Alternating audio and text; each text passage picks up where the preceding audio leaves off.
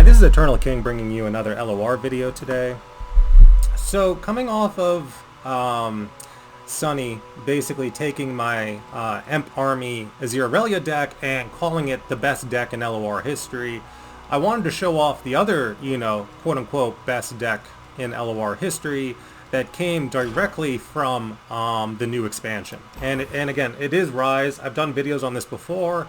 But again, before, I was just kind of throwing videos out into the void and seeing if anyone was listening. I wasn't expecting it to kind of gain traction and having my list become one of the best decks in the format.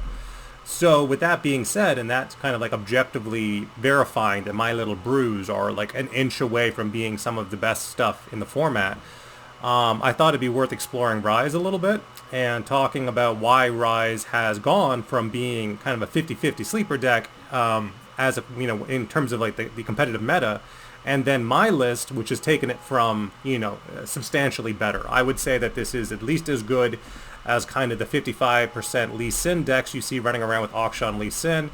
It is at least that strong, if not better, the way that I've built it.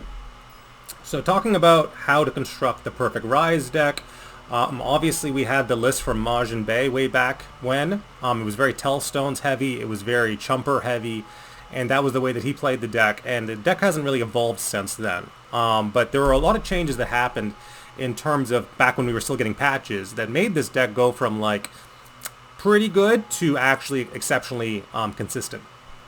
So talking about those things, Trinket Trade is an auto 2 of in any Ryze list because it pulls out a Chumper that also allows you to hand read. If you don't know, this Ryze is very similar to like an MTG style of deck. It's probably the most MTG or Magic the Gathering deck in LOR that exists, where the entire deck is non-creature focused and it's literally all OTK win con. Anyway, Otterpuss, again, summoning a 1/1 Chumper that attunes and pays for itself, and then also potentially summons out a prank that you hand read into your opponent and slow down what they're doing next and increase the cost by 2. So you typically run this as a 2 of in Ryze because every now and then you high roll the Otterpuss and just like increase the cost of something that's really vital to your opponent.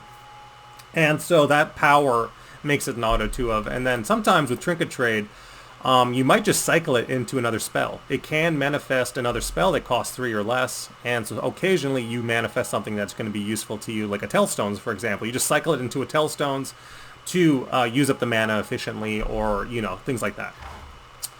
Claws of the Dragon.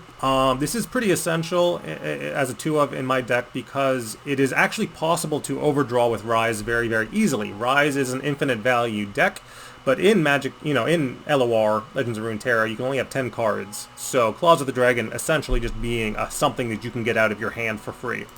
And then obviously Chump occasionally. Entreat, you need to run 2 Entreats in a Ryze deck. You can't run less than 2 Entreats. You need at least 2 because what's going to happen is that your Ryze will die sometimes and you can't win the game without Ryze. So again, having 2 Entreats allows you to go 3 Ryzes deep in your deck and pull out all the Ryzes that you have. So you need to run 2 Entreats. That's mandatory. And then Eye of the Dragon, again, this is just something to play. Similar to the other dragon card, it's just something to throw out there to reduce your hand limit, right? So you're just trying to get cards out of your hand so you are not overdrawing. And then if your opponent spends a card to kill it, great. If your opponent drags it, great. Doesn't matter. It's just a Chumper. You're just throwing it out there and it attunes, and occasionally it'll pull out a Dragon Link. Like, it's enough of a threat that your opponent will usually spend resources to kill it.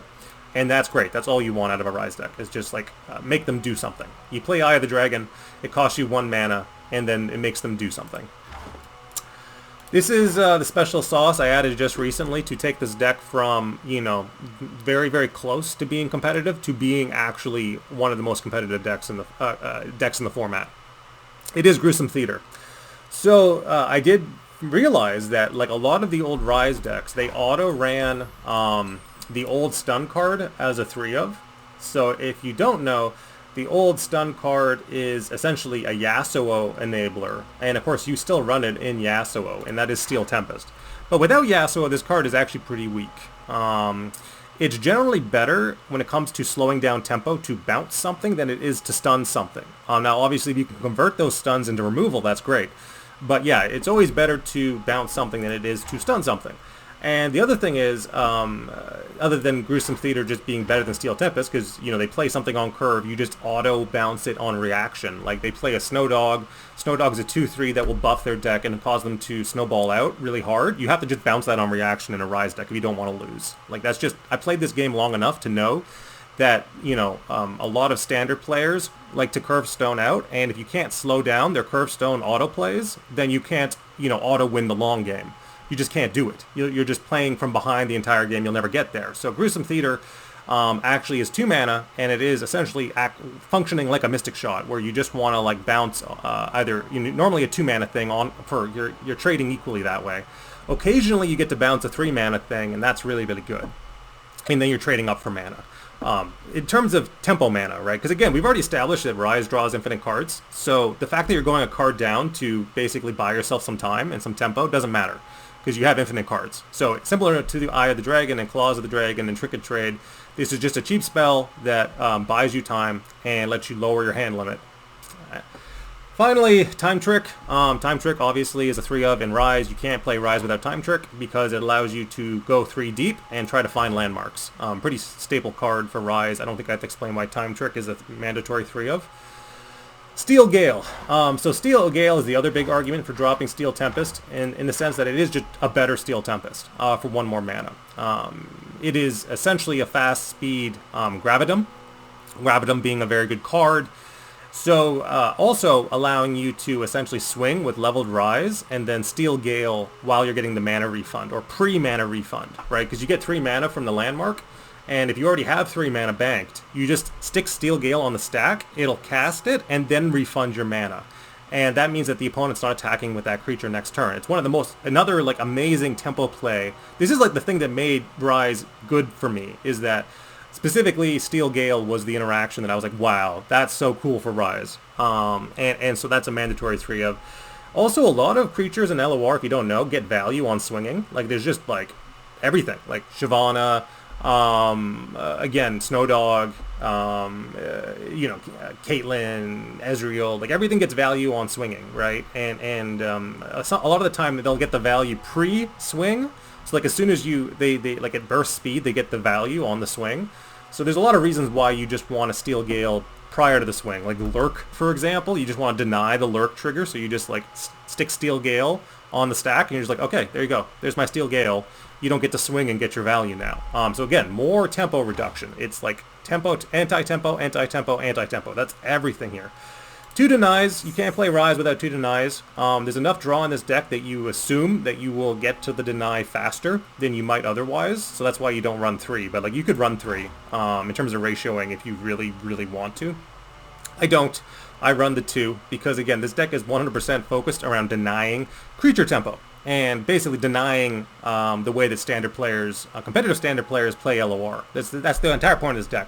And competitive players in LOR typically won't go all in on spell win cons. So, for example, they'll play a ramp list, but then they won't play, you know, a big spell in their ramp list. Like, they won't play an actual spell win con because they're too scared of the deny. So, like, Field of Rush, they won't play Field of Rush. They'll just jam big stuff and like an Eddy Shell, right? So, like, I'm not as concerned about Field of Rush.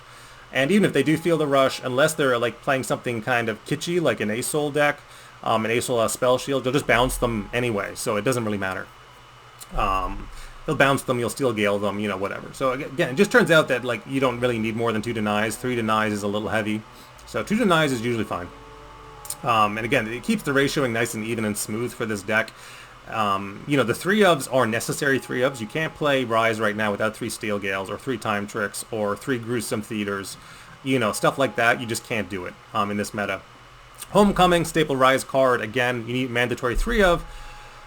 Will of Ionia. Again, I think this is a mandatory 3-of. Again, it's essentially the same as Gruesome Theater, but you're paying 2 more mana to bounce anything. So pretty staple card for a Ryze deck, in my opinion. You need to be very bounce heavy in Ryze right now. You need to be 100% anti-tempo to build a competitive Ryze deck. It's just, you have to do it. There's no other way to play Ryze right now that is not a 50-50 garbage pile. If you want to play it more competitively, you have to be 100% teched for anti-tempo.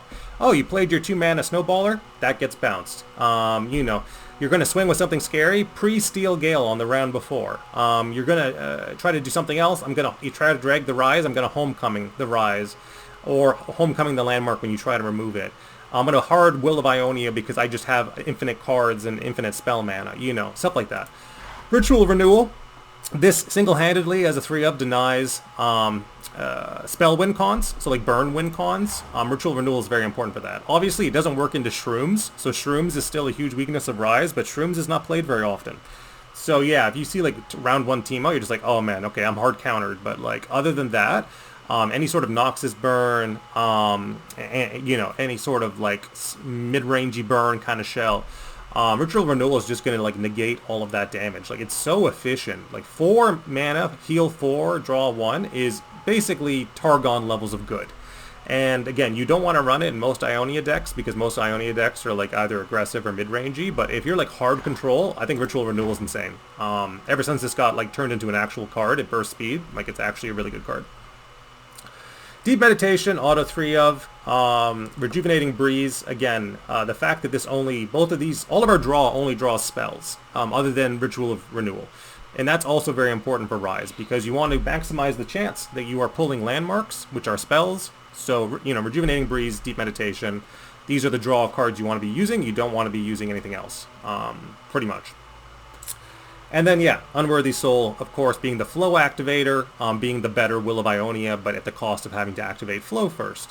So everything about this deck is essentially perfect in terms of what a Ryze list is trying to be. Is it easy to play? No.